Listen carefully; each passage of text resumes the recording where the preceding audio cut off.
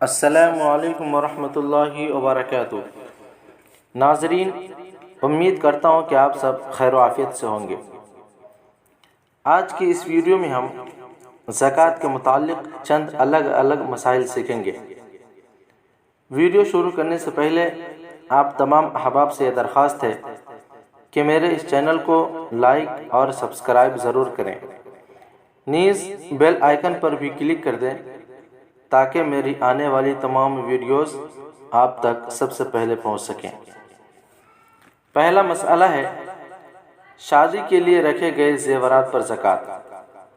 اگر باپ یا ماں نے بچی یا بچے کی شادی کے لیے زیورات بنا کر رکھے ہیں اور وہ ابھی بچوں کو حوالے نہیں کیے گئے بلکہ اپنی ہی ملکیت میں ہیں، تو ان کی مالیت پر حسب ضابطہ زکوٰۃ ماں یا باپ پر واجب رہے گی، اور اگر بچوں کی ملکیت میں دے دیے ہیں تو جب تک وہ نابالغ ہیں یعنی بچے یا بچی، ان پر زکوٰۃ واجب نہ ہوگی، اور بالغ ہونے کے بعد اگر نصاب وغیرہ کی شرائط پوری ہوتی ہوں تو سال گزرنے پر ان پر زکوٰۃ کا وجوب ہوگا۔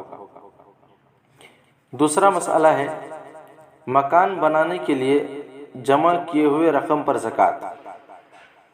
کسی شخص نے مکان بنانے کے لیے رقم جمع کر رکھی تھی، اس درمیان زکوٰۃ کی ادائیگی کا وقت آ گیا تو اس پر مذکورہ جمع کیے ہوئے رقم کی زکوٰۃ ادا کرنا لازم ہے۔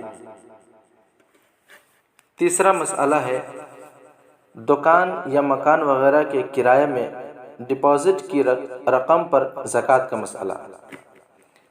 آج کل بڑے شہروں میں دکان یا مکان کی کرایہ داری میں مالک مکان یا دکان ڈپازٹ کے نام سے بڑی رقمیں لیتا ہے، جنہیں دکان یا مکان کے خالی کرنے کے وقت واپس کر دیا جاتا ہے۔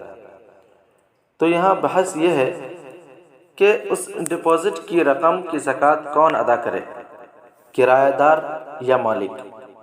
تو بظاہر اس کی حیثیت رہن کی معلوم ہوتی یعنی گروی کی، اس بنا پر اس کی زکوٰۃ شیء مرہون کے ضابطے کے اعتبار سے نہ تو مالک پر واجب ہونی چاہیے اور نہ کرایہ دار پر۔ اس سلسلے میں ایک نوٹ اور تنبیہ ہے۔ ڈپازٹ کی رقم کو رہن یعنی گروی ماننے کی صورت میں اصل حکم شرعی یہ ہوگا کہ یہ ڈپازٹ کی رقم مالک اپنے تصرف میں بالکل نہ لائے بلکہ بطور امانت محفوظ رکھے، لیکن عمل اس کے برخلاف ہے، کیونکہ کوئی بھی مالک مکان کرایہ دار سے اس رقم کو لے کر محفوظ نہیں رکھتا بلکہ بلا تکلف اپنے ذاتی استعمال میں لاتا ہے، الا ماشاء اللہ، کچھ ایسے بھی ہیں جو بچ جاتے ہیں۔